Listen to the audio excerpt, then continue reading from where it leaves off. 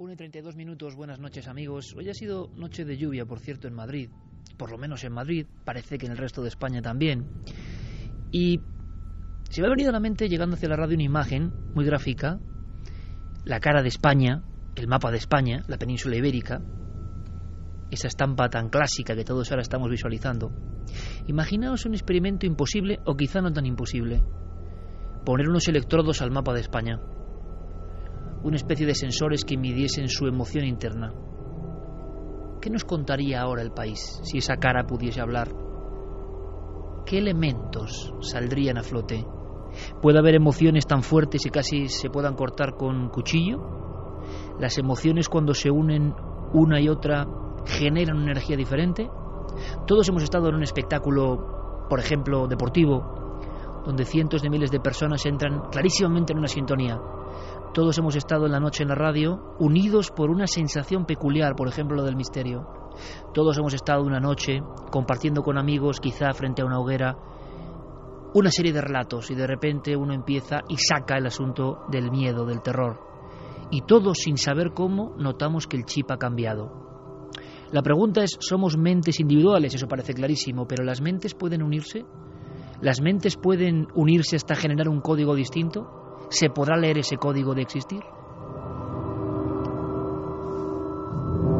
Esa lectura del inconsciente colectivo, de la emoción, por ejemplo, de un país, se ha intentado. Y esta noche hablamos de la conciencia global, uno de los grandes enigmas, sin duda, que nos quedan por resolver. La semana pasada viajábamos en el tiempo. Esta semana, en Milenio 3, hacemos un viaje, creo que todavía más arriesgado. Un viaje al interior de un gran fenómeno desconocido que sabemos que existe. Un viaje a lo hondo de la conciencia. ¿Qué diría nuestro país si se pudiese medir? Hay quien dice que hoy en día, con las redes sociales, con instrumentos muy concretos, se puede hacer cierto big data, cierto gran documento, dato, archivo, que podemos empezar a estudiar el comportamiento global de las mentes humanas. ¿Pero es verdad o es leyenda urbana?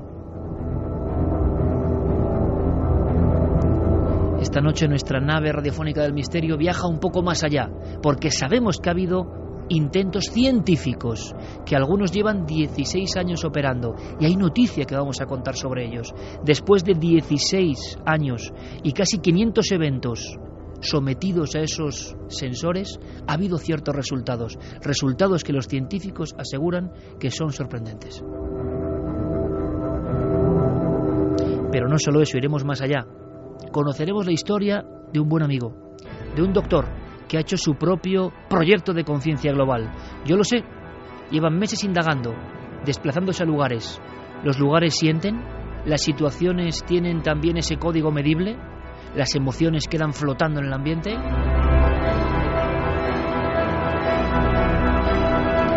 Seguramente ahora mismo, de poner esos sensores globales, en nuestro país surgiría el asunto del descrédito, de la falta de dignidad, de la corrupción, del hartazgo. Todo eso que ya sabemos, seguro que si existe, emana del cerebro humano, de la gran comunidad. Estamos hablando de ficción o de realidad. Parece que aunque no se cuente, hay una gran realidad. Voy más allá. Científicos españoles, presentes esta noche en la mesa de Milenio 3, están ya involucrados en proyectos que superan cualquier ficción. Y esta noche queremos conocer, cómo no, todo ese proyecto, toda esa verdad, todo ese misterio.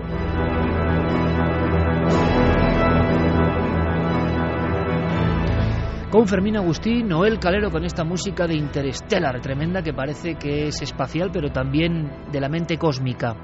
Con nuestro compañero Santiago Camacho, buenas noches. Buenas noches, ¿y qué? Que sabe mucho precisamente de ese Big Data. Como un titular, Santi, están ya estudiándonos a través de las redes sociales, de los buscadores.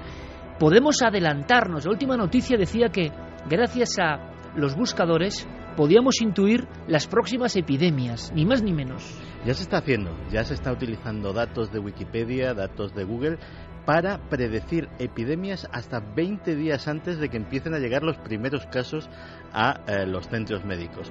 Y eso es solo el principio. Ahora mismo en Internet existen datos suficientes para conocer el futuro. Lo único que hace falta es interpretarlos. Javi Pérez Campos, compañero, buenas noches. Hola, buenas noches. Le mandamos un abrazo y un beso muy fuerte a Carmen, que no está con nosotros esta noche. Y realmente nos preguntamos todos al unísono, ¿existe la conciencia global? ¿Existe algo que nos une y que nunca hemos tenido muy claro, pero que está ahí? ¿Existe una red de los sentimientos? Bueno, pues hubo un proyecto, o hay un proyecto, que tiene ese nombre, Proyecto Conciencia Global. Ha cumplido 16 años. 118 aparatos, registrando las emociones del mundo. Podría ser algo así. ¿Y cómo se registran las emociones del mundo? Eso va a ser complicado de explicar. Lo que sí sabemos es que de momento hay 2 aparatos en España. Uno en Madrid, el otro en Sevilla. Y queremos, repito, saberlo todo. Explicándolo casi hablando a ojo de buen cubero. Si lanzamos una moneda, imaginamos cada segundo lanzando una mano a esa moneda. Hay unas lógicas, unas coordenadas, el azar. Cuando algo se desvía repentinamente del azar, extraordinariamente, se toma como una singularidad. ¿Y qué pasa cuando esas singularidades coinciden antes, justo en el proceso o justo después de acontecimientos que lo decía muy bien Santiago Camacho en la redacción? Esos sucesos que no son cualquier suceso, sino que son portada mundial. Portada mundial no es tan fácil. ¿Os imagináis los 118 aparatos deformando su gráfica al unísono justo antes o durante ese acontecimiento? ¿Será que la mente humana, de alguna manera, está emitiendo una energía que es capaz de cambiar el azar y que esos pequeños aparatos están midiendo? ¿Ciencia ficción? ¿Realidad?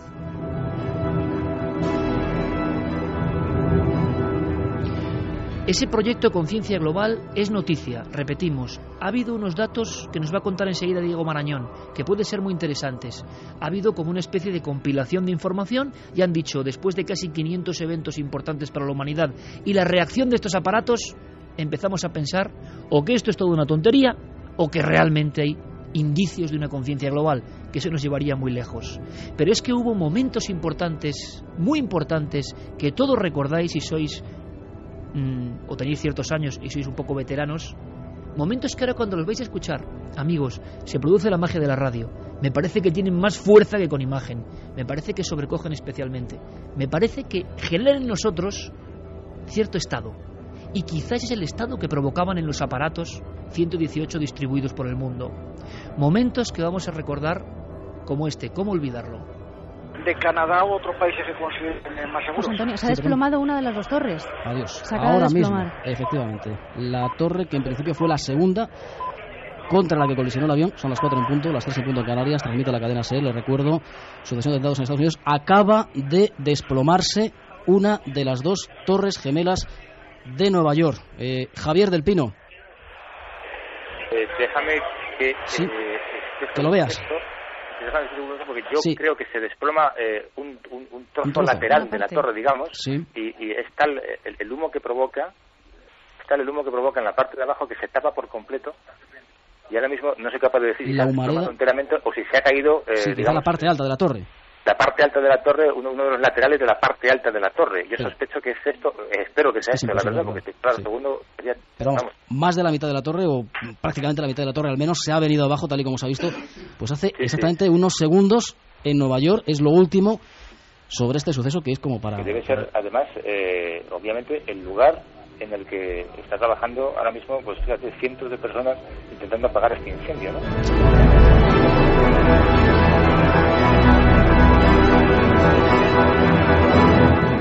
Ese corte de voz resume perfectamente el estado de la cuestión. Parece que estábamos asistiendo a una película. Lo recordamos perfectamente, el sonido nos lo marca. José Antonio Marco, nuestro compañero, en la cadena SER en vivo, como siempre. No lo podían creer. Nuestro compañero también enviado en aquel entonces, Javier del Pino, a Estados Unidos. El estado de confusión. Hablaban del lateral de la torre, porque yo creo que nadie podía creerse que uno de los símbolos de Estados Unidos se había derrumbado. Doctor José Miguel Gaona, buenas noches. Muy buenas noches. Sobran las presentaciones. Allí donde vas, éxito. Me han contado que hoy has arrasado absolutamente en ese congreso que hacía la editorial Planeta, y que, como siempre, el cariño, el afecto del público, la identificación con el espíritu milenario, cosa que a mí me llena de orgullo, Y José Miguel Gaona, aparte de psiquiatra, es que es un investigador, es un científico investigador, que sabéis que no tiene miedo a nada. ¿Cómo interpretabas tú esto ahora, verdad? Yo creo que para hablar de lo que vamos a hablar hoy, lo que despierta en nosotros íntimamente una grabación que tiene ya 15 años, ilustra mucho, ¿verdad? De repente nuestra mente ha sido capaz de viajar a ese lugar. Efectivamente, y además empatizar con el periodista que estaba incluso tartamudeando, ¿no? Tan impresionado, y además incluso es obvio, ¿no?, que no preveía lo que realmente sucedió, y a pesar de todo se encontraba profundamente impactado. José Miguel, tú has traído a Cuarto Milenio el Celeron. Hoy vamos a volver a hablar del Celeron, de esa especie de proyecto conciencia global que tú has estado empleando de una forma pionera, que nos va a sorprender. Ya veréis, amigos, ya escucharéis los lugares donde el doctor José Miguel Gaona ha probado el Celeron, esa especie de onda que luego explicaremos bien, que en el fondo realmente es un análisis de qué está ocurriendo, ¿no? De si algo puede hacer variar las probabilidades para ser significativo. Pero estaba pensando yo ahora mismo una cosa: si tuviésemos el Celeron aquí mismo, donde está este ordenador que tengo yo aquí, qué curioso, en este mismo estudio nuestras mentes ahora todas han viajado al unísono, la de Noel, la de Fermín, a ese momento. Por tanto, nuestra emoción sería muy similar, lo que despediría nuestra mente, o nuestro yo, no lo sé, muy similar a aquel momento en que vivimos la tragedia increíble. Pues muy probablemente. Además hay dos cosas que alteran a los generadores de eventos randomizados, que es como se llaman técnicamente, ¿no? Es la intención, por un lado, es decir, cuando uno quiere intencionadamente alterar ese mecanismo tan íntimo a nivel prácticamente cuántico, porque es un efecto de barrera, el efecto túnel, y luego la atención. Es decir, esa atención que en un momento dado todos nosotros nos focalizamos, como acabas de mencionar hace un momento, y en ese instante comienzan las perturbaciones electromagnéticas. José Miguel, yo sé que tú eres capaz de explicarnos, esto en el fondo es una moneda que lanza, una mano que lanza constantemente una moneda, vamos a llamarlo así. Sí, efectivamente. ¿Podemos explicarlo a todo el público? Sí, por supuesto.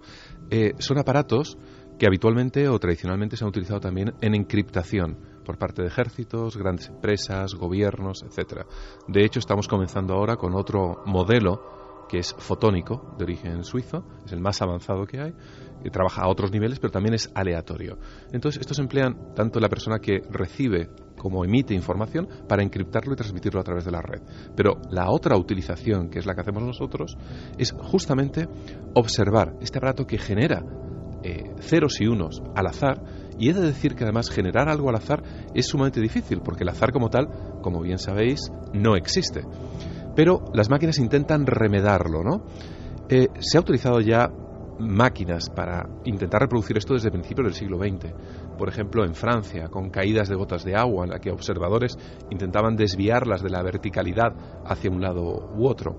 Incluso en el PIER, que es justamente el laboratorio de Princeton, donde comenzó todo este proyecto, se utilizaban inicialmente bolitas, rodamientos, que caían por una pared, os lo podéis imaginar, una pared llena de clavos para desviarlas a medida que caen. Entonces, buscando el puro azar. Y tú veías que cuando caían las bolitas formaban una campana, la que se llama una campana de Gauss, ¿no? Si las empiezas a tirar más o menos en la zona central, pues se van acumulando en zona central y se van desperdigando en derredor, creando una montaña. Al azar, evidentemente. Pero cuando había observadores y estos tenían una intención y se repetían miles y miles de veces, ocurrían cosas realmente sorprendentes. Por tanto, ante un acontecimiento choqueante, brutal, como las Torres Gemelas, algo pasó en esos aparatos. Todos. Ese giro fue brutal. Eso es lo que vamos a contar. Clara Tauces, compañera, buenas noches. Buenas noches. Tú has hecho un seguimiento interesantísimo que nos va a poner sobre la pista para que luego el doctor Gaona nos sorprenda con las últimas investigaciones, con cosas que no sabe nadie, que él junto a su equipo ha ido indagando, pero además de una forma extraordinaria. Yo vi unas imágenes que de verdad, yo se lo dije en plató, dije: yo siempre te he admirado, doctor, pero ahora más, porque la imagen de Gaona con una especie de sensores en la primera fila de una iglesia, con los devotos mirándole un poco extrañados.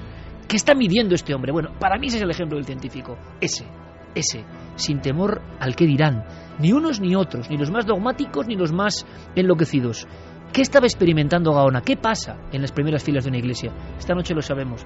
Pero ¿qué pasó en el 11S con estos aparatos de la Universidad de Princeton. Pues sí, lo que ocurrió fue que la red de conciencia global comenzó a comportarse de manera anómala antes de que el primer avión se estrellara contra la primera torre. Y luego continuó haciéndolo en los días, o sea, durante los ataques propiamente dichos y en los días posteriores. Es decir, el impacto fue grande. Y de hecho, no ha habido ningún otro acontecimiento similar de este calado, según se desprende de los datos de los estudios de conciencia global, en 4 años. Es decir, la gráfica fuera del azar, algo desvió esa gráfica más que nunca, durante el 11 de septiembre del 2001. Bueno, hay un dato. Hay otro 11, evidentemente, ya no hace falta ni mencionarlo, pero ¿cómo suena ese 11? Nosotros, Carmen y yo, tuvimos la terrible experiencia, que no sé si decir, no se la deseo a nadie, evidentemente, vivir eso, aunque sea como profesional de la comunicación, pero esa noche, además estábamos Carmen y yo solos aquí, hacíamos el programa en aquella época los dos, y nos tocó la noche después del 11M, y yo sé que Carmen está escuchando y que le vendrá ahora un sobrecogimiento. No ha habido programa más duro en nuestra historia, porque empezamos a recibir informes de personas que eran oyentes del programa, que compartían el programa en aquel 2004 y que otros amigos nos informaban de su falta. Este amigo siempre los lunes debatíamos sobre Milenio 3. Ya no está. Estaba y ya no está. ¿Cómo explicar este fenómeno, no? La muerte abrupta que llega. Mi madre, aquellos primitivos recopiladores de podcast y MP3, iba siempre en el tren con Milenio 3. Luego lo comentábamos. Mi madre era una de las personas de la que no ha quedado nada, ¿no?, dentro de esos trenes. Aquella noche recibir todo eso era como para haberlo medido, ¿no? El nivel de depresión, de tristeza, de hundimiento moral, no hacía falta ni Sileron, yo creo. Es decir, estaba ahí, presente. Cuando Madrid entero, y os acordáis, amigos, era una ciudad habitada por zombies realmente. Veías a la gente transfigurada, ¿no? Bueno, pues, ¿qué hubiese pasado? Pues es que se midió. No lo supimos, pero se midió. ¿Cómo sonaba eso? En tiempo real. Era ni más ni menos que nuestro compañero, nuestro querido amigo Iñaki Gabilondo, quien informaba de algo que todavía nadie sospechaba que iba a ser lo que fue. Y sin embargo parece clara que ya los aparatos indicaban un giro de algo que estaba trastornando la conciencia global. Jueves 11 de marzo y mucha agitación en este momento porque hace unos minutos se han registrado 2 explosiones consecutivas en la madrileña estación de Atocha y muy cerca de ella. Por el momento las noticias son confusas, puesto que en una primera información se hablaba de una de las explosiones en la vía del AVE, cerca de la estación, al parecer un vagón que estaba vacío y que explotó, y otra en el tren de cercanías que viajaba en dirección a Guadalajara hacia Alcalá, en estación de Santo Eugenio, donde al parecer sí que había por lo menos heridos.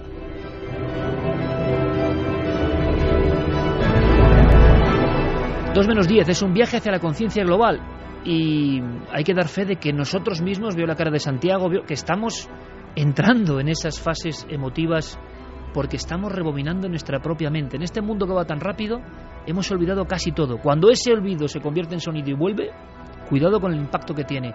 Por cierto, sabéis que tenemos las vías de contacto siempre abiertas: Facebook, Twitter, Google+, Nave del Misterio. Nos tenéis que buscar, Guillermo y León y Diego Marañón preparando todo está ya en navedelmisterio.com y podéis hacernos vuestras sugerencias, vuestras opiniones sobre esta conciencia global. ¿Me quieres decir, Clara, según los estudios de este proyecto, que el 11M también salió reflejado en esas gráficas? Sí, además salió reflejado en 2 momentos: durante los propios ataques, en el momento que se producen las primeras explosiones, y en el día posterior, que se realiza una manifestación enorme, con seguimiento en toda España, con gran sentimiento de pesar. Eso es recogido también por el proyecto Conciencia Global. Más momentos internacionales. En este caso, vamos a final de 2004. Una inmensa ola de agua se traga parte del mundo y provoca unas imágenes que son difundidas a nivel global. Estábamos en la habitación de nuestro hotel cuando de repente vino una ola gigante. El agua rompió las ventanas y de repente toda la habitación estaba llena de agua. Después la fuerza del agua rompió la puerta, todos los muebles comenzaron a flotar y se amontonaron junto a la puerta, así que teníamos la salida bloqueada. Estábamos atrapados y teníamos miedo, por fin pudimos reunir fuerzas para entrar. Las voces del tsunami, de aquella tragedia de las Navidades del 2004. Pues precisamente el tsunami fue el día 26, pues el 25...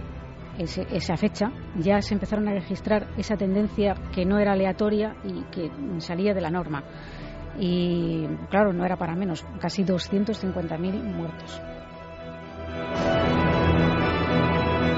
Hay también emociones diferentes, porque si no vamos a quedarnos con la idea, José Miguel, de que solo la conciencia global responde o varía al azar cuando hay algo negativo, y creo que no es así. Vamos a aprenderlo esta noche, pero aquí viene un ejemplo.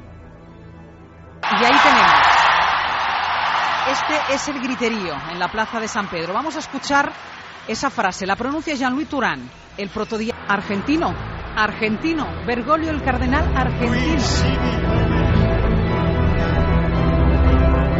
El último papa, y también una reacción en esas redes o dispositivos de la Universidad de Princeton. Sí, en este caso una tendencia positiva que se empieza a registrar justo desde el momento en el que la fumata blanca aparece en la plaza de San Pedro, y se mantuvo durante 6 horas esa tendencia a partir de este anuncio de papal. Ha dicho José Miguel clara una cosa, tendencia positiva. Por tanto, aquí tenemos ya 2 elementos que tú también me mostraste una vez muy gráficamente, pero que me gustaría que explicases a la audiencia. Por tanto, esas variaciones pueden ir en un sentido o en otro. Efectivamente. De hecho, siguiendo casi prácticamente el ejemplo que acabamos de poner en antena, cuando falleció Juan Pablo II, también fue otro momento en el que el proyecto de conciencia global acusó, los aparatos de conciencia global acusaron. Ahora, la gran pregunta es, vamos a ver, ¿son nuestras mentes también que alteran a estos aparatos?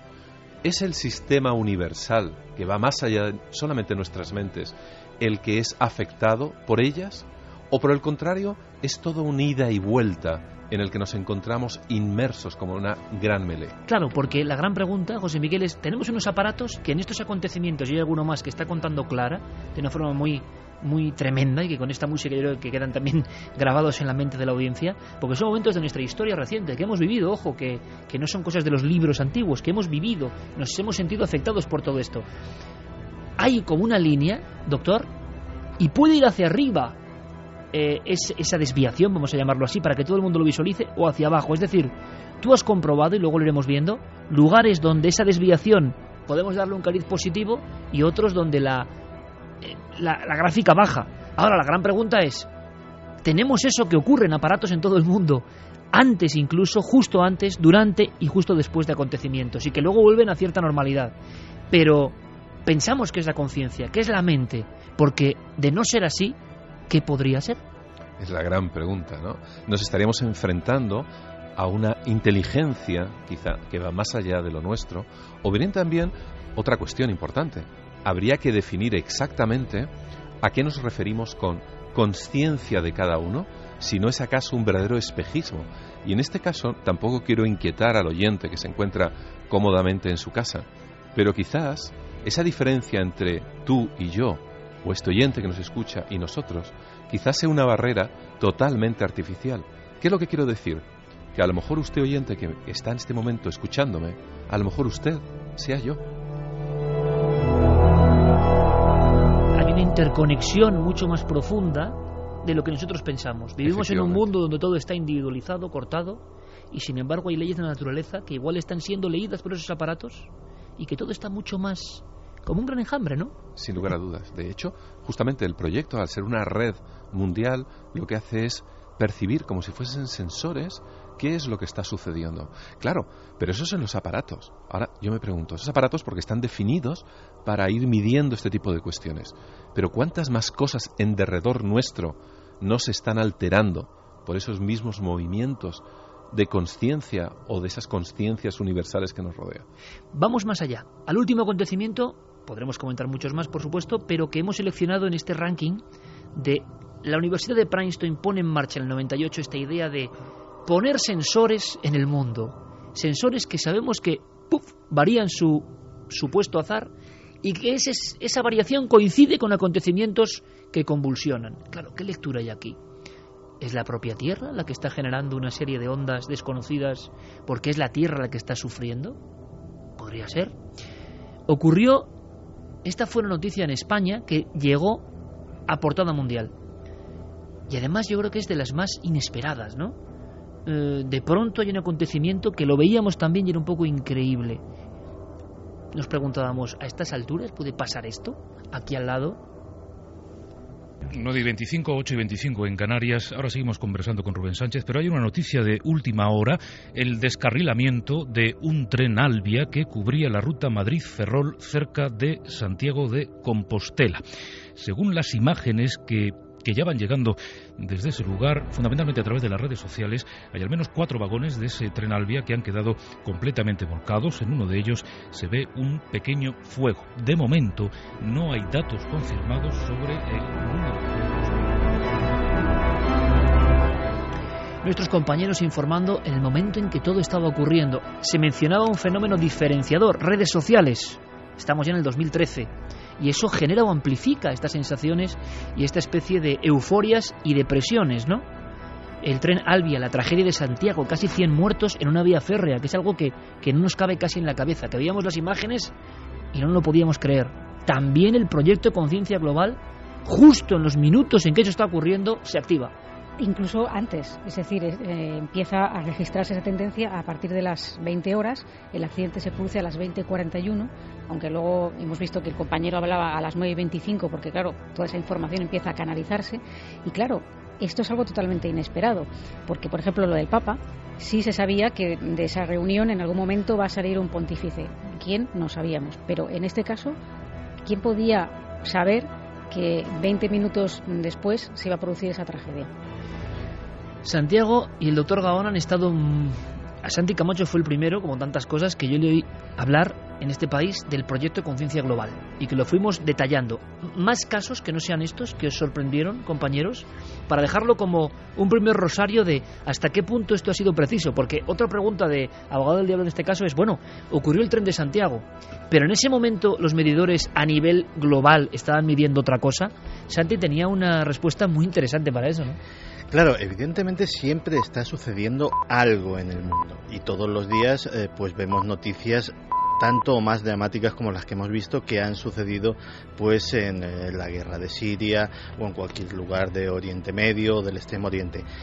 Lo que es más extraño es eso que te comentaba en redacción, que es que se den noticias que sean portada mundial. Eso sucede un par de veces al mes, no más. Si vemos las portadas de nuestros periódicos, pues la mayor parte de las veces está el caso de corrupción de turno, los asuntos políticos domésticos, etcétera, etcétera, y no tienen nada que ver con la del New York Times, con la del Times de Londres o con la del Frankfurter Allgemeine. Pero un par de veces al mes... Hay un momento en que se pierde el localismo, ¿no? Efectivamente, y algo... un par de veces al mes, de repente todos esos periódicos mundiales, y los de China, y los de Rusia, y los de Sudamérica, tienen la misma portada, porque ha sucedido algo que ha sacudido realmente a eso, a la conciencia global. Y curiosamente son a esas portadas globales a las que reacciona, generalmente con un poco de anticipación, los medidores del proyecto Conciencia Global. Había algo más, antes de que me responda el doctor, me aporte su caso. Por ejemplo, en Año Nuevo, Clara, en ese momento ocurría algo en los medidores. Sí, se empezó a observar precisamente cuando el proyecto comienza en el año 98 y es a partir de entonces cuando se dan cuenta que 10 minutos antes de que se produzca, digamos, el cambio de año y 10 minutos después hay como pues es una tendencia positiva muy grande. Entonces, claro, pensaron en establecer que, claro, el año nuevo es diferente según la zona horaria, pero si se cogían los usos horarios de cada lugar, coincidía. Entonces, esto se empezó a hacer como un pronóstico, digamos, como una predicción propia del proyecto, diciendo que esto iba a pasar, o sea, se ha ido, ahora se sabe que ha pasado, es decir, que durante todo este tiempo esa tendencia ha existido y que es una tendencia anual que se puede predecir. Justamente la del año nuevo lo hicimos en el del 2013 al 2014 y efectivamente sucedió, hay un cambio justo a medianoche en las expresiones global de las personas, ¿no? En este caso de esperanza, de euforia, de alegría, me imagino, ¿no? Sí, claro. En este caso, además, del 2013 al 2014, diré como curiosidad que me encontraba en Canarias, en la Isla de Hierro, ¿no? Y allí lo pudimos medir. ¿Y? Y hubo una alteración, se disparó la gráfica por encima de lo que era estadísticamente esperado. Es decir, para que algún oyente todavía ande un poquito despistado, hay que darse cuenta que este aparato hace ceros y unos totalmente al azar, miles y miles y miles y miles de veces. Y cuanto más veces lo hace, menos posibilidad de equivocarse estadísticamente. Porque, claro, y de repente es como si saliese todo 1, 1, 1 o 0, 0, 0 de repente seguido, ¿no? Efectivamente. La moneda siempre cae cara, cruz, cruz. Por ejemplo, ¿no? Entonces, dice, ¿qué está pasando aquí? Aquí hay algo muy extraño. Eso es lo que está midiendo todo este tipo de aparatos. Y bajo esas situaciones, en un momento dado, observamos una derivación. Pero en algunos casos, no es que haya una ligera derivación, sino realmente escandalosa. Una energía común, por tanto, está afectando a esos aparatos. A la imagen del doctor Gaona en la primera fila de la iglesia, hay que añadir la de Año Nuevo en Hierro, en la isla del Hierro, midiendo con el Celeron. Eso ya es un poco legendario también, ¿no? Se va a quedar ahí, desde luego, escenas que le definen. Tenemos estos elementos. ¿Por qué es novedad? Diego Marañón, compañero, buenas noches. Hola, Iker, muy buenas noches. Es que se han cumplido 16 años. Ha habido una especie de reseteo de la información, o de decir, oye, hasta aquí hemos llegado, en el sentido de que ya hay cosas incontestables, ¿no?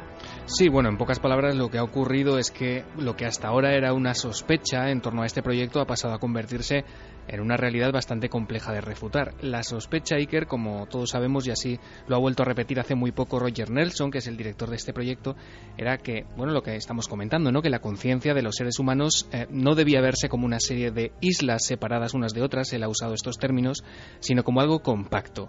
¿Y por qué esa hipótesis se ha convertido hace unas semanas en algo mucho más sólido? Pues porque ahora, después de, como decís, 16 años y una medición basada en casi medio centenar de eventos globales como los que habéis estado comentando, los patrones de coherencia han alcanzado una probabilidad de haber ocurrido por casualidad de 1 entre 1 billón.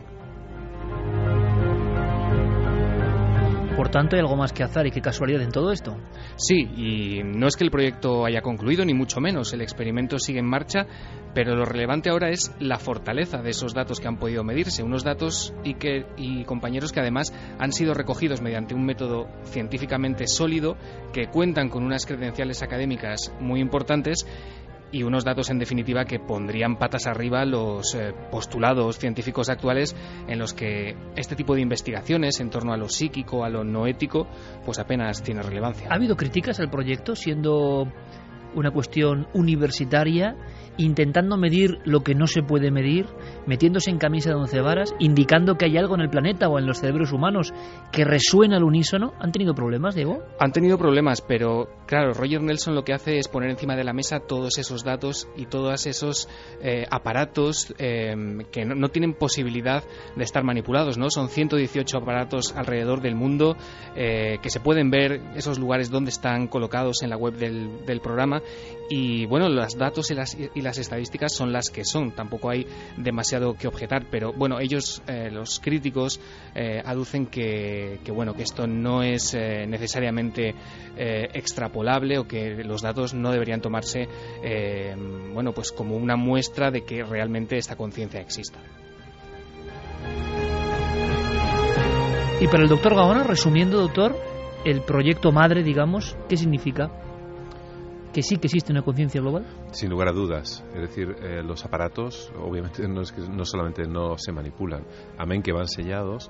Las estadísticas, cuando publicamos una revista científica, se hacen públicas, evidentemente, para que cualquier otra persona pueda reproducirlo, que es uno de los principios, además de la ciencia. Y sin lugar a dudas, lo que observamos es un entramado. Es decir, cada vez que sucede algo, pero incluso muchas veces muy cercano a nosotros. Es decir, no hace falta tampoco que suceda algo en el Vaticano o un choque de trenes desgraciado ni nada de nada. Muchas veces nuestras propias mentes pueden alterarlo de una manera, es que no me atrevería a decir local, porque esto es una cadena de cuestiones, ¿no?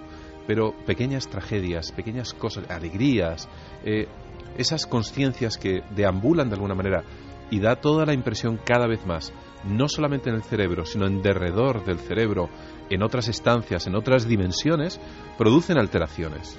Claro que producen alteraciones. Estamos fuera de nosotros. ¿Te has llevado el Celeron, el aparato, a casas encantadas, supuestamente encantadas, a lugares donde ha habido fenomenología extraña? ¿Te ha sorprendido? Sí, siempre hay variaciones, pero ahora contaremos algo.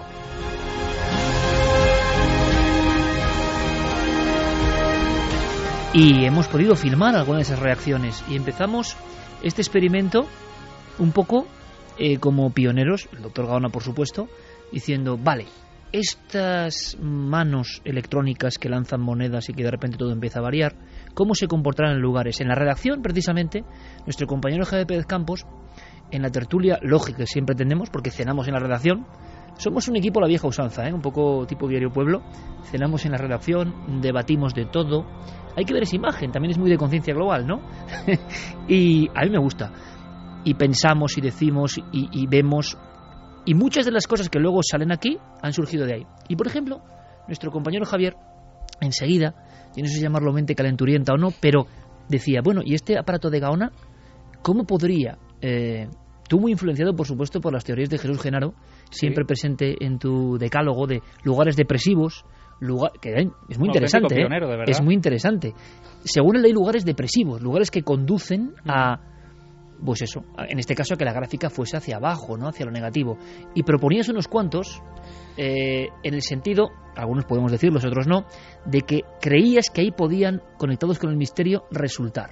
Vamos a ver si luego las experiencias de Gaona se corresponden con eso o no. Sí, por ejemplo, a mí se me ocurría, por ejemplo, el camping Los Alfaques, que es un lugar que yo he visitado en varias ocasiones precisamente para investigar lo que allí ocurrió cuando un camión cisterna en los años 70 acaba repentinamente con la vida de 215 personas de forma dramática, ¿no?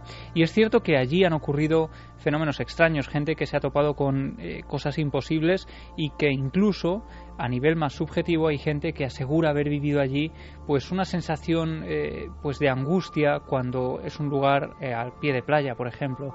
Pero no es el único, hay otros sitios como el edificio maldito de Valencia, donde a lo largo de unos 20 años pues se han producido unas 10 muertes violentas en periodos diferentes, muertes pues como asesinatos, suicidios, accidentes. ¿En una casa de ese tipo estuvo el celo en el doctor Gaona? También estaba aclarado dónde estuvo Carmen.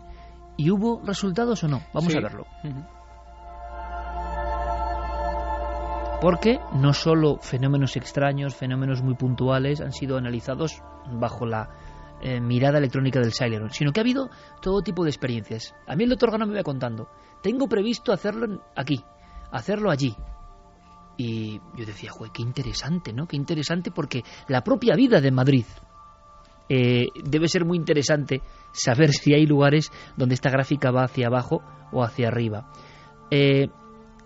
Un lugar que te haya impresionado, doctor, que igual el resultado que salía no te lo esperabas, midiendo con esta célula de la conciencia global.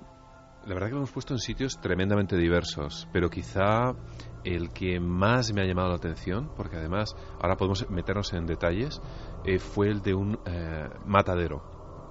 De un matadero en uno de los mayores de Europa. Nos costó muchísimo el permiso por razones obvias, porque a pesar, por ejemplo, yo pertenezco a una sociedad protectora de animales, que es Alta Riba, entonces habían visto en internet que pertenezco, se imaginaban que era una historia en contra de denuncia, pero no iba para nada en ese sentido. Entonces finalmente tuvimos la autorización y pusimos uno de los aparatos encima de una cámara que se impregna de CO2 donde se atontan a los cerdos y posteriormente son sacrificados. Además era un número muy grande, es decir, 260, 280, 300 cerdos a la hora. Calculamos la energía de cada cerebro, además, que se pierde en ese espacio electromagnético cada vez que uno de ellos muere, porque ya sabes que la energía no se pierde, sino que se transforma.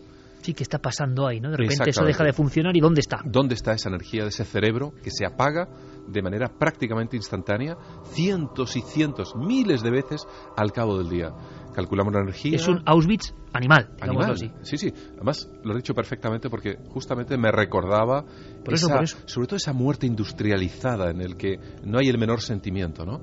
Es muy interesante, entre paréntesis, aquellas personas que trabajaban allí, que las entrevisté, las pesadillas que tenían, los problemas psicológicos que algunos de ellos habían tenido.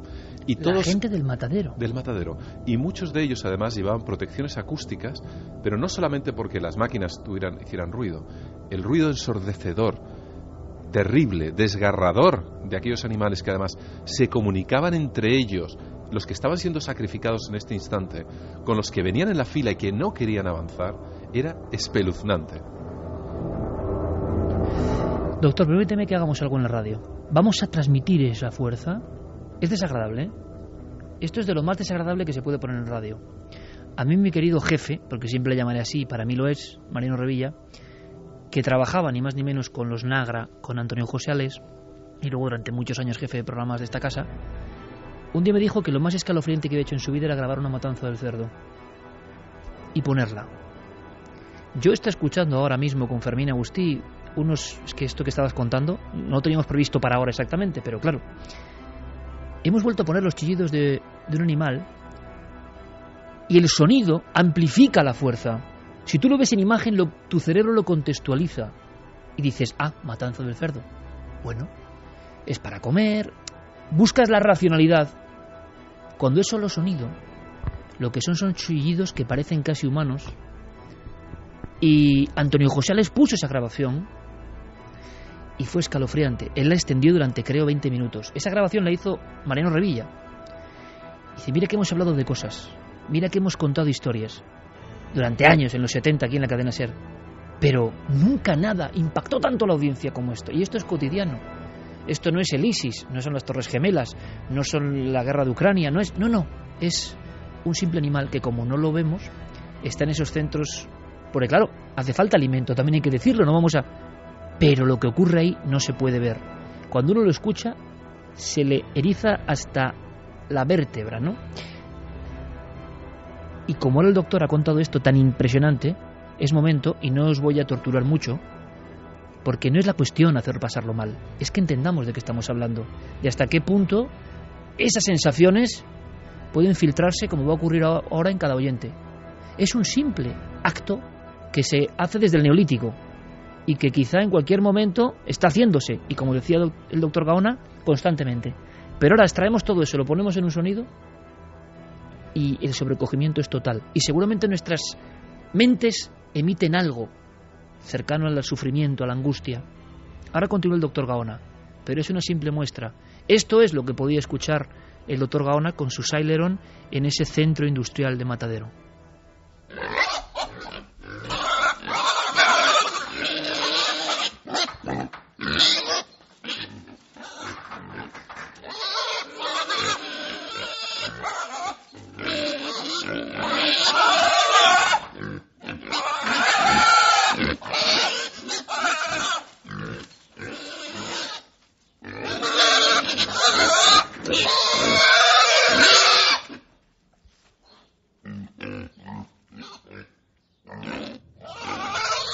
Y no vamos a seguir porque todo eso es como un lamento que además se va como humanizando, o nosotros lo interpretamos así. Y el desagrado a nivel casi nervioso que le pone a uno es tremendo. A Les en su día dejaron toda la grabación y yo creo que eso fue una pesadilla. Pero ahí está, y ahora entendemos tus palabras, doctor, perfectamente. Yo creí que me iba a impactar más la visión de la sangre, aunque soy médico y me dediqué a la cirugía antes de ser psiquiatra forense y tal. Pero realmente lo que más se me metió en el oído, lo que más me hacía, nunca mejor dicho, vibrar, pero en el peor de los sentidos, mi propio cerebro por eco, por simpatía, fue esos chillidos brutales de cientos de animales que iban directamente hacia la muerte, ¿no? Es como si tu cerebro resonase. Sí. De alguna manera tiene que ser algo atávico, algo que en un momento neurológico. Esos chillidos tienen una respuesta. Nos encontramos impregnados. Hay una respuesta milenaria a esos gritos, esos lamentos, esa empatía con lo que sabemos va a morir y que despierta un miedo tremendamente íntimo. ¿Qué dijo la gráfica tan fría, tan lejana a nuestra mente en ese momento en el Matadero? Ocurrieron cosas realmente impresionantes. Cuando digo impresionantes es que creo, aunque pueda parecer ahora mismo un tanto petulante, pero es verdad, hemos marcado un hito en el estudio de este tipo de cuestiones. Por un lado, llegamos a medir la energía que desprende un cerdo al morir, de aproximadamente 2,77 por 10 elevado a la menos 23 julios, que es una energía realmente ínfima, no puede ni alimentar un LED para que nuestros oyentes... Pero llegasteis a calibrar que eso se perdía en cada muerte de un animal. Efectivamente. Calibrado y aumentado y multiplicado por el número de cerdos a lo largo de los días. Además, en un matadero moderno todo está tremendamente informatizado, se sabe a qué horas, cuando hay una parada técnica, cuando ha habido un fallo en la cadena porque se ha estropeado uno de los aparatos o lo que sea. Entonces, es una información científica de primera magnitud. Lo pusimos justamente encima de esa cámara de CO2 donde se atontaban y donde los cerdos entraban en una verdadera crisis emocional. De hecho, se fecaban encima, se orinaban, es decir, de los nervios. No creáis, lo digo, no es para alarmar aún más a los oyentes, pero no, que quede claro que no entraban sin saber a dónde iban. Sabían perfectamente lo que les iba a suceder.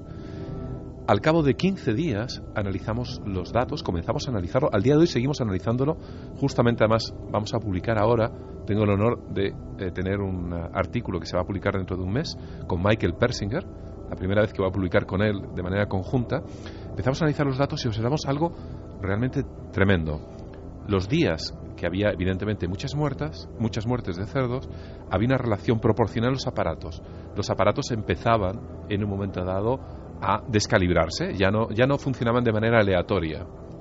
Es decir, había unas curvas que indicaban y diferenciaban muy bien cuándo comenzaban a matar y cuándo comenzaban, en un momento dado, a parar la cadena de muerte de varios miles de cerdos en un solo día. Pero entonces ocurrió algo que ya nos había ocurrido, y quizá lo conversaremos después en otro caso, que fue en un convento, algo parecido. Algunas noches, y aquí lo sobrecogedor, cuando esa factoría está cerrada, cuando las luces están apagadas, cuando los cerdos ya no están, y cuando solamente hay un vigilante que va derrotando por los pasillos, de repente, de manera brusca, comenzaban perturbaciones electromagnéticas a las 3 y 4 de la mañana otra vez.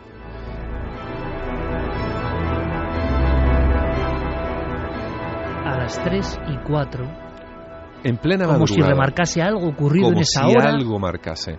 Y además lo llamativo es que... Es una hora, por cierto, muy clásica, ¿verdad? Sí. Le llaman la hora del diablo, ¿no? A las 3 de la madrugada.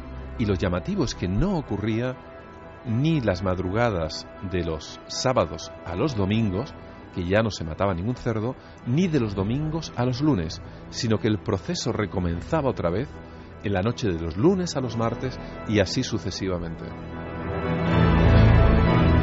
¿Puede haber algún tipo de interpretación, doctor, sobre esto? ¿Por qué ocurre este fenómeno que ya toca con lo paranormal directamente? Yo no sé, o sea, ya no hay nada, pero eso resuena como si en algún lugar, en una dimensión paralela, yo qué sé, me señalas con el dedo y sonríes. Efectivamente. Justamente estuvimos discutiendo los datos. Es todo un hallazgo dentro de lo que son los generadores de números aleatorios y dentro de lo que es el proyecto de conciencia global. De hecho, Dean Radin, que es el director del Instituto Noético en California, una de las cabezas pensantes de todo este tipo de cuestiones, y Herb Metz, que es de nuestro grupo TAR de la Universidad de Princeton, les hemos hecho llegar los resultados, que están tremendamente sorprendidos y están investigando más.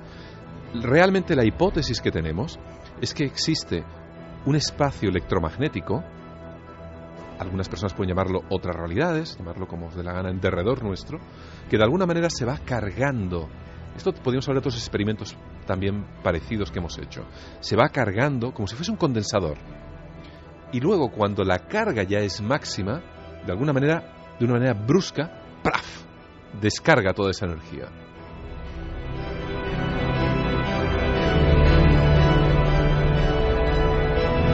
Quiero que digan algo mis compañeros, porque aquí se ha producido un momento de esos, en fin, como siendo conscientes de que el doctor Gaona está tocando con las manos de la ciencia áreas donde yo creo personalmente que nadie había llegado. Él habla con mucha admiración del doctor Persinger, pero a mí me parece que el doctor Gaona ya, en fin, supera al doctor Persinger con creces, y no porque sea nuestro querido amigo, sino porque es la realidad, la absoluta realidad. Lo que pasa es que eres español. Bueno, sí, eres español y entonces, claro, eso tiene sus taras, tú lo sabes también, ¿no? Sí. Tenemos encima el genius hispánicos, pero también otras cosas que no... El reconocimiento es más difícil. Pero esto mismo acaba de contar Gaona, esto mismo acaba de contar ahora mismo, es impresionante. Luego quiero que me cuentes algo porque me interesa a otro nivel, esas pesadillas que tenían esas personas que estaban en este lugar. Chicos, lo que acaba de contar es, en fin... No, el doctor me ha dejado al borde del vegetarianismo, o sea, directamente... Bueno, eso aparte, claro, eso aparte. Sin querer criticar a nadie. No, sin querer criticar a nadie. Pero es verdad, has hecho una definición gráfica de lo que viste, que yo no he escuchado una cosa así en mi vida, y que es claro, nos queremos imaginar una asepsia, pero ese era otro motivo, otro programa, ¿no? Pero es pero es cierto, o sea, es una de las cosas que son fruto de la innaturalidad del hombre. Desde luego todos tenemos que comer proteínas, la muerte existe en la naturaleza, pero es la caza. La caza, digámoslo así, dota de cierta dignidad a la víctima. No es un episodio industrializado, no es un episodio frío, no es un campo de concentración. Es que esto suena a eso, ¿no? Efectivamente, y desde luego, vamos, de esas veces que te deja sin palabras. A las 3 y 4 de la madrugada, pero como en Amityville. Fíjate, porque me parece muy interesante, a mí me ha dejado alucinado que precisamente hace miles de años los primeros cazadores de la humanidad creían que cuando mataban a un elán, sobre todo en determinadas zonas de África, el lugar donde daban muerte a ese animal quedaba marcado para siempre. Y no solo eso, sino que la sangre también era una especie de canal o de vehículo del alma del animal que quedaba ahí, imantado en ese sitio.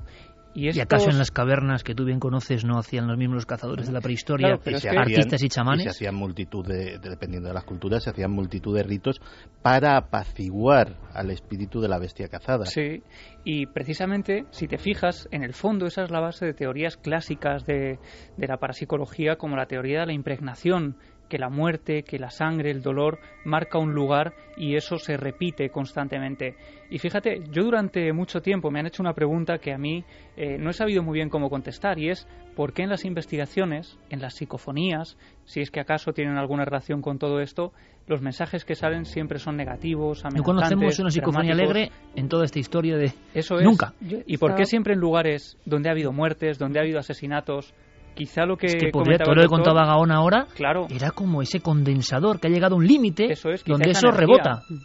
Estaba pensando en eso precisamente cuando estaba escuchando a Gaona en el tema de las psicofonías. Porque, claro, una de las teorías es que el experimentador influye de alguna manera en el aparato de grabación, ¿no? Que hoy por hoy es una teoría más. No es descartable, en cualquier caso, ninguna de las teorías que hay.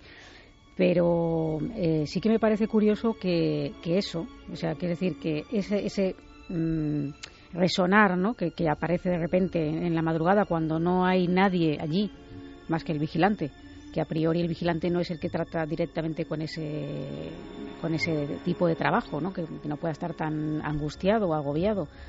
No sé qué piensas. Diré además que el aparato, el Celeron, se encontraba sellado en una caja, en un sitio prácticamente inaccesible, encima de la cámara esta de CO2, es decir, que nadie tampoco se podía acercar, y por otro lado prácticamente nadie sabía que estaba ahí, estaba que es lo bueno del experimento, ¿no? Tremendamente discreto, y que se sepa tampoco se le puede afectar de esa manera con ningún otro método. Pero si te das cuenta, doctor, permíteme, ¿sí? Lo que tú estás indagando, tú y tu gente, y a nivel científico, puramente científico, te estás aproximando es una revolución. A un umbral que tiene mucho que ver, contado con otras palabras, con otros conceptos, porque no lo sabía para asimilar todo este conocimiento científico, a lo que nos han dicho.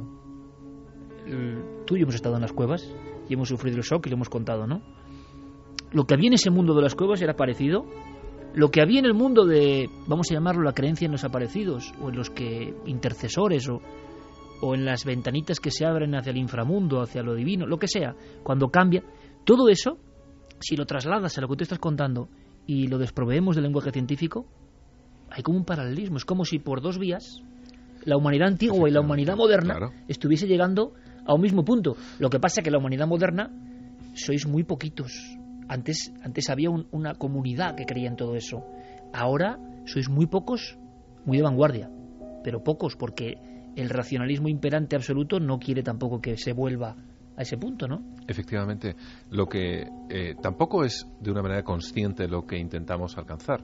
Realmente se puede decir que casi es una coincidencia.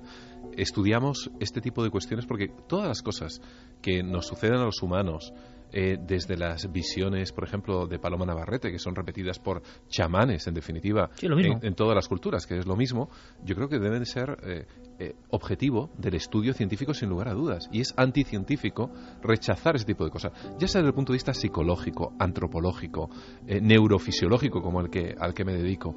Pero hay una cuestión muy interesante que me gustaría contaros en relación al tema del matadero. Y sucedió este verano también en Ontario, en Canadá, cuando me encontraba allí. Nos encontrábamos realizando unos experimentos de enlazamiento cuántico de tipo químico entre dos lugares, la verdad que no especialmente lejanos, una 20 o 30 de metros, pero bueno, para la física es realmente un espacio notable. Estaban enlazados ambos placas, unas placas de Petri, con unas sustancias químicas que emiten luz cuando se agrega un reactor. Ambas placas, a 20 metros, estaban conectadas con una serie de bobinas que giraban electromagnéticamente en el mismo momentum cuántico. En una de ellas echábamos la sustancia y en la segunda medíamos la luminosidad, porque estaban enlazadas. Entonces aumentaba la luminosidad durante el enlazamiento. Un medidor automático iba dando las gotas y un ordenador iba midiendo automáticamente. Pero como esas cosas que siempre pasan en ciencia, se estropeó el gotero automático, que era electrónico. Y ahí lo más impresionante, durante un tiempo y exactamente a las horas que estaba programada la gota y la luz que tenía que salir en el segundo sitio donde no se echaba el reactivo, salió luz. Una muestra más de que las cosas parecen unidas por autopistas que nosotros no vemos, ¿no? Al día siguiente intentamos ver si ocurría lo mismo y no ocurrió lo mismo. Sin embargo, cuando volvimos a repetir el experimento, después de unas cuantas horas, digamos, de acostumbrar, entre comillas, a ese espacio electromagnético, volvió a suceder otra vez más. Doctor, y no sería fácil de no ser porque vamos contando historias como esta. Historias, yo creo, que tienen un rigor. ¿Qué pesadillas tenían las personas del matadero? Porque eso, como hablamos, también es algo que está ahí. Y que decimos sueños y pesadillas, en el fondo como para apartarlo, ¿no? Pero igual significan también algo. Igual tienen parte de esa red que nos conecta también. Algunos de ellos, por ejemplo, habían tenido que dejar de trabajar en matadero durante temporadas, habían tenido depresiones, cambios de humor tremendamente bruscos y particularmente, algunos me contaba, por ejemplo, durante la muerte de pequeños corderos. Los corderos, cuando son sacrificados, balan muy parecido a un bebé. Muy parecido a un bebé. Entonces, imaginaros un momento de las escenas en el que tú quieres negar lo que estás escuchando, pero por el contrario, estás una y otra vez metido en dicha faena, ¿no? Entonces, que esa presión tiene que ser terrible, ¿no? Efectivamente. De ahí, justamente, la utilización de audífonos, ¿no? Obstructores ahí del oído para que no pudieran escuchar. Más aún, una de las personas que me acompañaba, que era en ese momento ya el director, él mismo reconocía que no le gustaba estar en esa zona y no podía estar muchos minutos. Se encontraba inquieto y me pidió salir cuanto antes de todo. Y era un señor, evidentemente, muy curtido ya en este tipo de cuestiones. ¿Y eso volvía por las noches, de alguna forma, con alguna imaginería en los sueños de esta gente? Sí, volvía en forma de pesadillas. Este mismo, por ejemplo, que había sido el director, había tenido que dejar de trabajar durante una temporada, y algún otro trabajador también con el que conversé, etcétera, también. Es decir, se crea un ambiente realmente negativo. Lo podemos llamar que está impregnado quizá de cierto tipo de energías, de cierto tipo de pensamientos, sea lo que sea, pero desde luego hay una negatividad brutal. Doctor, ¿y en las pesadillas eso se escenificaba de alguna forma? Es decir, ¿cobraba de alguna forma? Porque hay otra cosa, y sé que Javi me entenderá perfectamente, sin decir mucho más, lo que ven este equipo de Erchainas o tanta gente, a veces tiene unas formas muy determinadas, ¿no? Como si unas formas fuesen el icono o el arquetipo de ciertas fuerzas que están en la naturaleza, ¿no? Porque a veces tú puedes escuchar los balidos o este ritual de la muerte industrializada, pero yo no sé si luego eso cobraba una imagen en los sueños o eran solo sonidos. Se refirieron a pesadillas. No fueron más allá. Pesadillas. la persona que me contó el tema de los corderos, por ejemplo, de los corderitos, en este caso pequeños, ¿no? Se notaba tremendamente inquieto al relatarlo, es decir, no quería, prácticamente incluso el recordarlo resultaba sumamente incómodo. Lo que observé también que muchos de ellos actuaban de una manera tremendamente automática y no automática y fría solamente, sino ausente. De alguna manera como si hubiese una disociación, esos estados disociativos que se dan muchas veces cuando hacemos ciertas cosas que no nos gustan, pues había una disociación. Como si el yo no estuviese ahí, ¿no? No estaban ahí, eran autómatas. ¿Qué pasa en el primer banco de una iglesia, doctor? Cualquiera. Bueno, hay varias cuestiones. Por un lado, algunas las hemos visto ya en Cuarto Milenio, hay una serie de energías en forma de sonidos, y particularmente una banda de sonidos que es de 110 hercios, que produce una estimulación, produce una inhibición del hemisferio izquierdo en pos, además del hemisferio derecho. Para que todos lo entendamos, se bloquea un poco el hemisferio o la parte del cerebro de lo racional y se potencia ese lado más fantástico, imaginativo, creativo. Más místico, ese lado más espiritual, además. Sí, exacto. Se da además esa estimulación sobre todo, por ejemplo, más en general en personas de sexo femenino, en meditadores y muy curiosamente en meditadores zurdos, porque tienen su hemisferio derecho evidentemente más desarrollado. Por otro lado también se da otro tipo de energías y tienen que ver una vez más con el tema de la conciencia global. Personas que entran en trance, personas que en un momento dado tienen esa energía espiritual que invade no solamente esos primeros bancos de la iglesia, sino todo el templo, también crean alteraciones en lo que es el Celeron. ¿Alteraciones hacia lo positivo? En este caso la mayor parte de las veces hacia lo positivo. Y es muy curioso porque, por ejemplo, si vamos a ir analizando, ¿no?, otro tipo de situaciones, entraré en detalles. Pero la mayor parte es positivo, lo cual además me da nos puede dar una pista, ¿no? Esas personas que son creyentes en la religión que sean o son muy espirituales y en un momento dado tienden a pedir, por ejemplo, a intentar de alguna manera focalizar su atención, es muy probable que en la práctica, dentro de ese mundo físico alrededor, tenga consecuencias. Y si, claro, lo extendemos más, por ejemplo, hacia obras como las de El Secreto, seguramente, por lo menos, quizás sea ese 1% también que hace inclinar la balanza hacia un lado en vez de a otro. La intención, la voluntad. La intención, la voluntad y sobre todo la voluntad focalizada. Estamos imaginando una gráfica para que nadie se pierda, ¿no? Si alguien ha conectado el programa ahora, una gráfica y una línea, y entonces la desviación hacia arriba, vamos a llamarla positiva, y la desviación hacia abajo, negativa. Tuvimos experiencias muy gráficas, muy visuales, ¿no?, de todo esto. Nos queda probar en algún sitio que sabe el doctor que tenemos que probar, del que hemos hablado bastante últimamente y que va a ser impresionante, ¿no? Pero ahora, para dejarle un poquito de resuello, Santi, a otro nivel y casi en titulares, compañero, como tú sabes hacer, estos experimentos es el doctor Gaona experimentando con el mundo. Lo que no sabíamos es que el mundo también experimentaba sobre nosotros, o más bien, que algunos ingenieros o dispositivos que todos usamos alegremente ya se han convertido no en un filtro, no en un indicador, no en un índice de estadísticas, no, en una casi máquina profética, en una máquina que se adelanta a los acontecimientos, en una máquina que nos conoce mejor que nosotros mismos, y ya hay estudios sobre eso a nivel conspiración, ¿no? Tú fíjate, Iker, ¿sabes tú o yo o el doctor cuántos datos de media un ciudadano occidental normal deja de rastro en diferentes redes informáticos? Me imagino que todos, porque hay gente que publica su vida al minuto. 75.000. 75.000 datos de todo tipo, registros de tarjeta de crédito, reservas de viajes, búsquedas en internet, entradas en redes sociales, tickets de aparcamiento. Las cosas más inverosímiles quedan absolutamente registradas. Pues bien, eso se va a convertir en la mina de oro del futuro, el Big Data. Hay quien dice que la primera revolución informática fueron los ordenadores personales, la segunda fue Internet, y el Big Data se va a convertir en la próxima. La capacidad de determinadas empresas, personas, organismos, instituciones para recolectar e interpretar todos esos datos puede cambiar la faz de la humanidad. Ya lo está haciendo, lo que decíamos en el caso, por ejemplo, de las epidemias. Que es espectacular, que saben qué epidemia va a afectar ya, con un simple rastreo, digamos. Epidemias de dengue en Brasil, tuberculosis en China, las estacionales de gripe todos los años, se prevén ya. No estamos hablando de cosas que pasarán en el futuro, no, se están previendo ya con antelaciones de un par de semanas, 20 días, simplemente observando las búsquedas que hace la gente en Internet y concretamente en la Wikipedia y en Google. ¿Por qué? Porque la gente, antes de acudir a su médico, busca.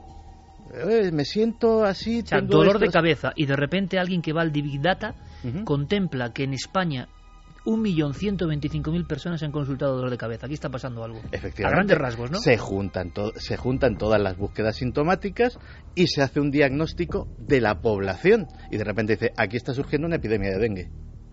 Y efectivamente aciertan. ¿Cuál es la utilidad de eso? Que evidentemente las autoridades sanitarias brasileñas, por ejemplo, en el caso que conocemos, estaban ya alerta antes de que empezaran esos casos a colapsar los hospitales, con lo cual evidentemente es un beneficio, pero claro, cuando estamos hablando de beneficios también estamos hablando de lucro.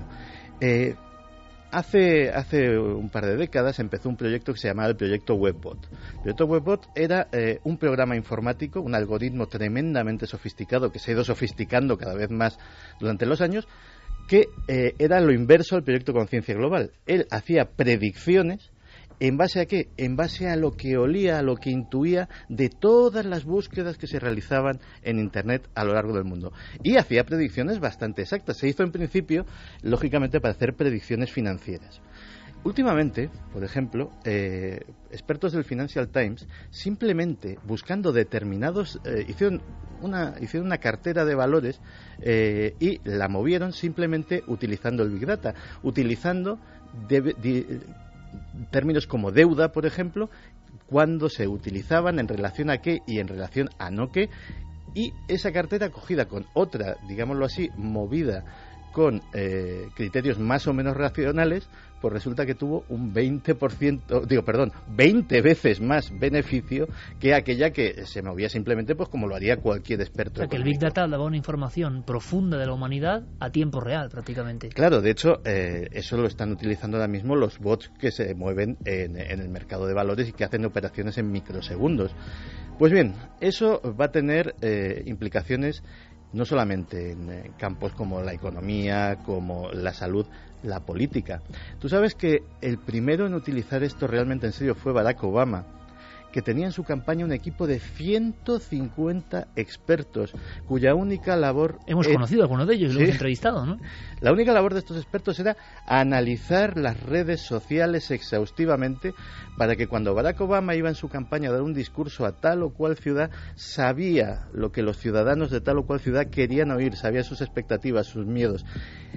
Todo esto nos lleva a casos absolutamente increíbles. Hay empresas de seguros que saben que sus asegurados son diabéticos antes que ellos mismos. Es decir, estamos hablando de que se puede predecir el futuro a grandes rasgos y que en el fondo se puede saber lo que va a suceder con sociedades, con países, mejor que con las encuestas, porque en las encuestas, en la demoscopia, la gente miente. La gente miente incluso sin ser consciente de que miente, se mienten a sí mismos. Eso es por eso se cocinan las encuestas, para intentar esos sesgos conscientes o inconscientes de la gente, evitarlos en la medida de lo posible. Pero el Big Data se basa en hechos, simplemente hay que interpretarlos. Y entonces puedes saber cuándo va a estallar una crisis económica, cuándo va a estallar una epidemia, qué calle se va a colapsar el tráfico, o si va a haber un boom inmobiliario en tal o cual país. Es el oráculo de Delfos de hoy. Claro, por ponerte otro ejemplo. Google tiene un servicio. Google vive de nuestros datos. O sea, básicamente es su fuente de riqueza. Google tiene un servicio que yo, por ejemplo, que todo el mundo sabe que soy un fanático de las guitarras eléctricas, digo, pues mira, voy a dejar esto del Milenio 3 y voy a poner mi tiendecita. Y le pregunto a Google.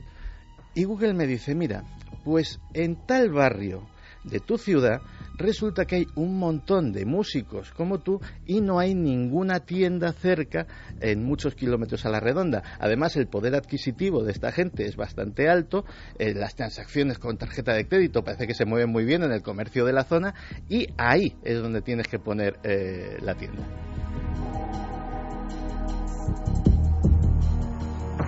A ese nivel estamos llegando.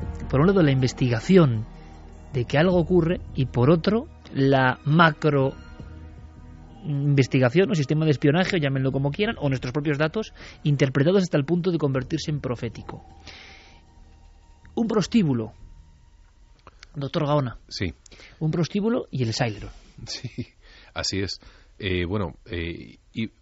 Construimos la hipótesis de que la energía sexual, las emociones, en un momento dado, en un prostíbulo, tanto de las personas que trabajaban ahí como de las personas que lo visitaban, pues constituirían de alguna manera otro elemento a medir. Siempre se ha hablado de que la violencia y el sexo están muy interrelacionadas en el aspecto de la energía, ¿no? Y siempre se ha hablado de las energías densas, especialmente los que saben de ocultismo. Yo no soy un sabio en ocultismo, me acuerdo que algún día me lo explicaban, en cierto momento estaba yo documentándome ciertas cosas y la ponían, doctor Gaona, y tú sabes de esto también, como las dos energías, vamos a llamarlo, en lo antiguo, ¿no? Más claro, pesadas, más tremendas. Por ¿no? eso que ninguna película obvia el sexo y la violencia, porque están, justamente nacen además, no de nuestra corteza cerebral, sino de lugares cercanos a la amígdala, en el que son muy animales, ¿no? Muy primitivas. Entonces puede ser un individuo muy intelectual, muy desarrollado, etcétera, pero si tú ves eso en una película, no te deja impertérrito. Nos conecta con lo más primitivo. Con ¿no? lo más primitivo. Por eso hay tanto interés, ¿no?, en todo el mundo en que volvamos a lo más primitivo. Elevarse poco, lo primitivo sí. Y tú fuiste a hacer el experimento. Sí. Una vez más, como es un sitio, por razones obvias, complicado a la hora de llegar a acuerdos, pero finalmente llegamos al acuerdo con una serie de personas que tampoco interesa ahora mismo, nos dejaron localizar, poner el aparato muy discretamente dentro de una de las habitaciones donde trabajaban estas personas, estas prostitutas, y en una caja de cartón muy disimulada, puesto ahí, enchufadito con el ordenador, que es quien va recogiendo la data. Y entonces, además, una vez más, los prostíbulos, igual que en este caso el matadero, tienen la información tremendamente organizada. Es decir, he visto yo mismo, con mis propios ojos, los libros, ¿no? A tal hora... Un poco industrializado también, ¿no? Totalmente industrializado. Es decir, cuarto número 1 de 15, o 3 de 15 a 15:20, tal. De tal a tal hora, el cuarto tal, es decir, totalmente perfecto. Para nosotros como científicos, perfecto, porque sabemos exactamente de qué hora a qué hora y utilizamos los espacios en blanco como control, evidentemente, ¿no? ¿Y qué pasó? Pues que había una mezcla en este caso fue confuso, pero no confuso porque los resultados fuesen confusos, sino porque obtuvimos algo que no era lo esperado. No siempre era positivo, sino que en muchas otras ocasiones era negativo. No llegamos a saber quizá qué personas y en qué estado, tanto los que trabajaban como los que acudían, en qué estado psicológico se encontraban. Pero en ocasiones se disparaba, y en otras ocasiones, por el contrario, se hundía totalmente. Pero una vez llamó más, la atención en las vaguadas, digamos, de lo negativo, de lo depresivo, ¿no? Claro. En vez de seguir un estado medio, que era lo que le correspondía al azar, por esa línea media del 0 y 1, de cara y cruz, por el contrario, en ocasiones se disparaba hacia arriba y en otras también se hundía de una manera profunda. Y una vez más, en los momentos de control, las horas de control, volvía otra vez a la normalidad. Hombre, ahí se está aludiendo a un tipo de energía con el concepto que ha dicho el doctor Gaona de industrialización, desde luego muy separada, parece que es obvio, ¿no?, de lo elevado, de lo espiritual, de lo refinado, y estamos cayendo en el primitivismo. Si antes era con la sangre, ahora con el sexo, ¿no? Es que, de hecho, buena parte de la magia tradicional se basa en dos cosas: los sacrificios de sangre y la magia sexual. De hecho, a día de hoy, en determinados círculos ocultistas donde todavía se llevan a cabo prácticas de magia negra, y evidentemente los sacrificios de sangre, y no digamos los sacrificios humanos, pues se han dificultado mucho, afortunadamente.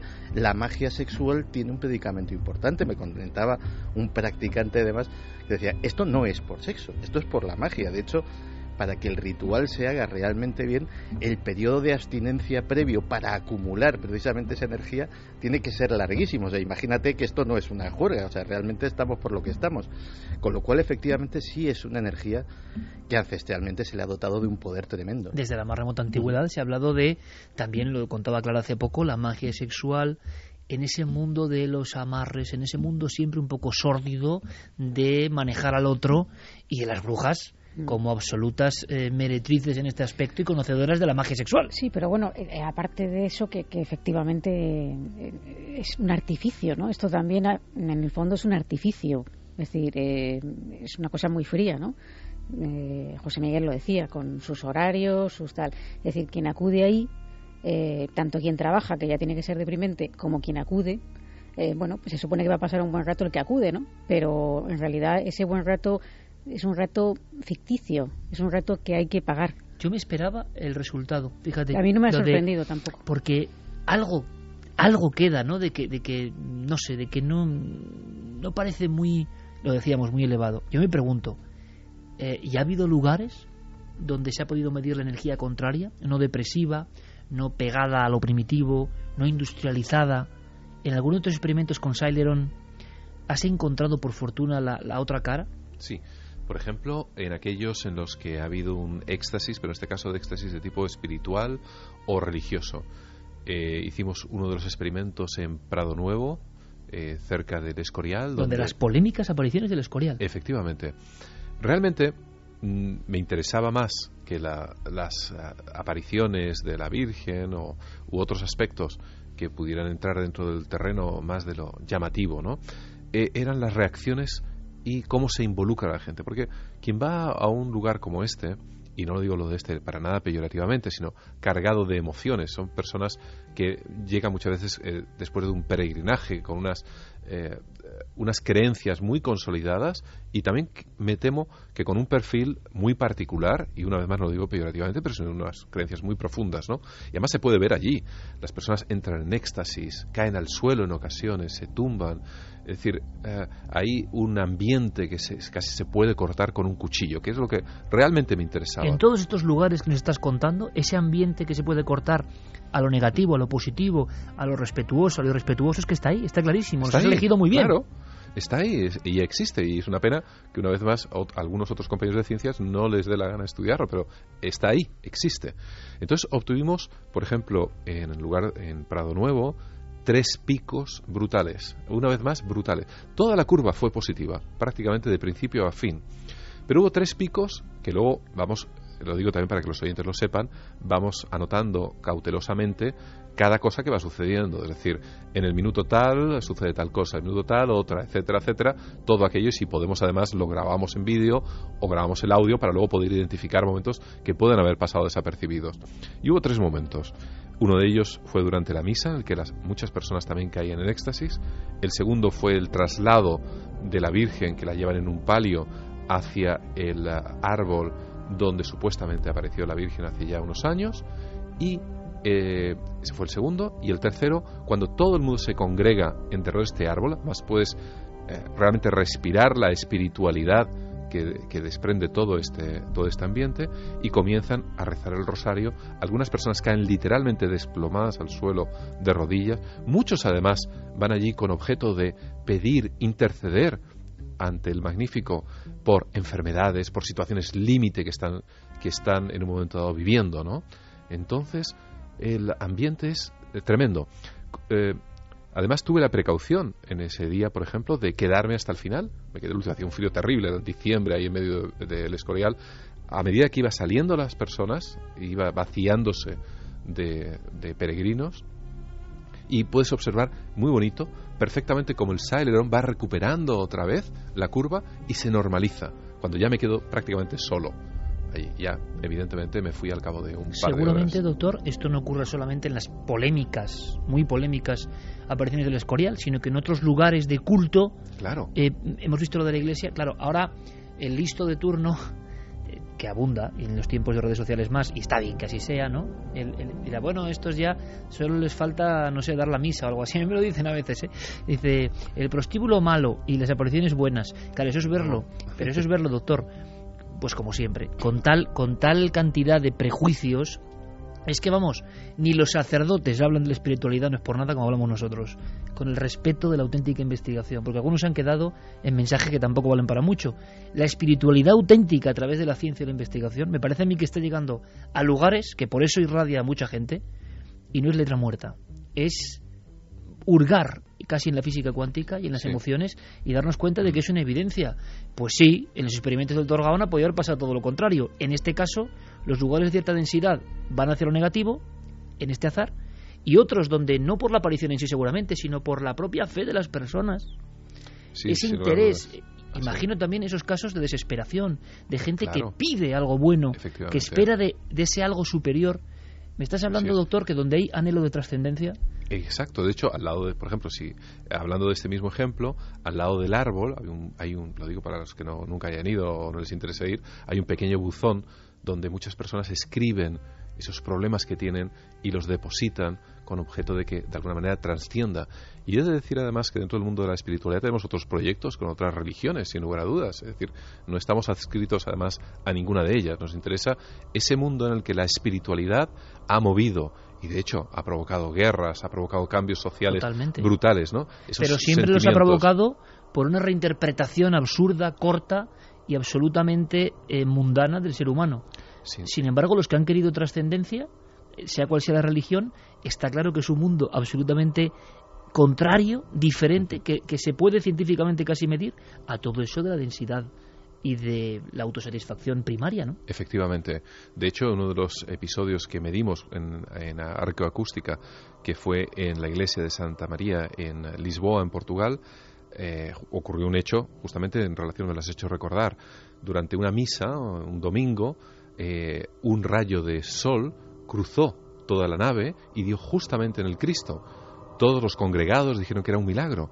De repente se alzó uno de los que se encontraban presentes y dijo, pero sí, es solamente un rayo de sol. Algunos empezaron a inquirirle que quién era, y era un judío converso. En las siguientes 48 horas hubo la gran matanza de Lisboa, murieron más de 5.000 judíos en tan solo 2 días por un hecho aparentemente tan banal. Lo que quiero decir es que en un momento determinado una mala mezcla de espiritualidad con creencias irracionales es tremendamente perjudicial, como es lógico. El tema es apasionante. Estamos midiendo las emociones del ser humano. Yo hacía una pregunta al inicio, ¿no? Si les ponemos ahora un sireno gigantesco sobre la cara de España, la cara del mapa, ¿qué saldría? Y saldría una mezcolanza, en fin, curiosa, ¿no? Fermín, ¿qué dice nuestro público? A grandes rasgos. Buenas noches, Iker. Musol dice, está claro que focalizar una preocupación o alegría global impregna nuestro estado de ánimo que transmitimos. Antonio Rubio dice, el día que cayeron los meteoritos en Rusia, en el mes de febrero del 2012, ¿también se midieron los sentimientos? No lo sé, doctor. El tema de no son acontecimientos tan importantes, quizá, ¿no? No, en principio no tengo noticia de ello. Sí, los terremotos, por las perturbaciones electromagnéticas que producen. ¿Han coincidido? Una de las líneas de investigación justamente en Hierro va por ese camino, pero coinciden. Leandro Ariel Enríquez, somos una conciencia global porque somos humanos. Nuestros cerebros prácticamente vibran en la misma frecuencia a pesar de las alteraciones diarias y las necesidades y emociones son para casi todos los mismos. Una conciencia colmena, pero para mí más allá del cerebro, que es una herramienta entre nuestro mundo material y el etérico. Está la conciencia espiritual, esa que la ciencia no puede medir ni saber de dónde sale. El alma es la conciencia. Borja, cuando he tenido una premonición ha sido en momentos de relajación, en la que me llegan ideas repetitivas. Eric, pero entonces debe de haber algunas conciencias independientes que sean más potentes que otras que influyen en las demás. Interesante también, sí señor. Montaña Sánchez, quizás se trate de ese sexto sentido que tenemos los que nos hacen intuir las cosas, casi siempre malas. Marta Almodóvar, la mente es poderosa de una forma incomprensible para nosotros.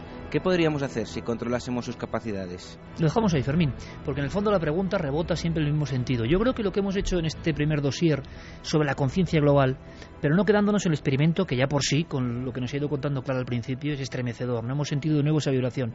Sino yendo más allá con el amigo José Miguel Gaona, y que cada uno saque las conclusiones que quiera. Pero a mí me parece muy interesante, porque una vez más creo que este programa cuenta cosas que luego en esa red global que ha contado Santi se van madurando, se van criticando, se va opinando. Pero mi sensación, doctor, de verdad te lo digo, es que es como una nueva metatrascendencia, ¿no? Lo que estás tocando desde diferentes parámetros, tú y algunos iniciados, pero en España no hay muchos ejemplos.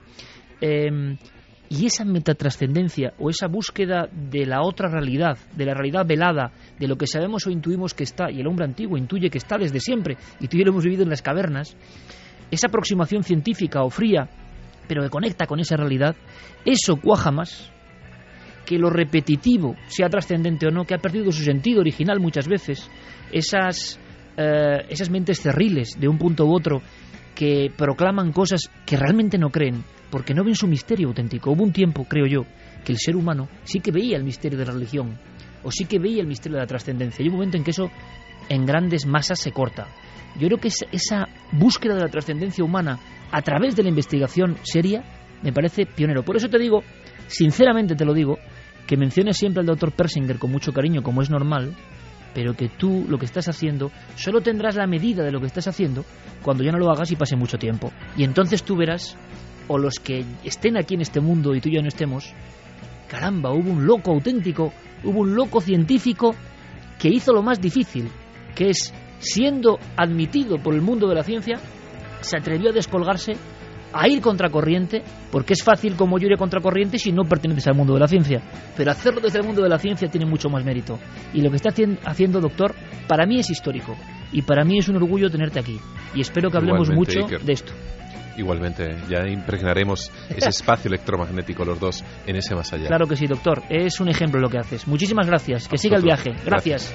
Y nosotros, después de este increíble encuentro con el doctor Gaona, que siempre nos informa de sus indagaciones en los límites de la ciencia, dejamos el paso a nuestros amigos con toda la información real, a veces como muy de capa caída en el Sailor, ¿no? Algunas noticias sí que dan miedo y no lo nuestro, y volvemos después con muchas más cosas.